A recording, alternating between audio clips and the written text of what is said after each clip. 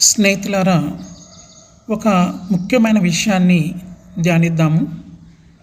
యోహాను కుమారుడైన సీమోను, వీరికంటే నీవు నన్ను ఎక్కువగా ప్రేమిస్తున్నావా అనే యేసు ప్రశ్నకి అర్థము, ఈ శిష్యుల కంటే నీవు నన్ను ఎక్కువగా ప్రేమిస్తున్నావా అని అయి ఉండొచ్చు. మరో 2 రకాల అర్థాలు వచ్చే అవకాశం ఉంది. ఒకటి, ఈ చేపల కంటే, అంటే ఈ వృత్తి కంటే నీవు నన్ను ఎక్కువగా ప్రేమిస్తున్నావా. రెండవది, చివరిది, ఈ మనుషులను నువ్వు ఎంత ప్రేమిస్తున్నావో అంతకంటే ఎక్కువగా నన్ను ప్రేమిస్తున్నావా. స్నేహితులారా, ఇక్కడ విషయాన్ని గ్రహించండి.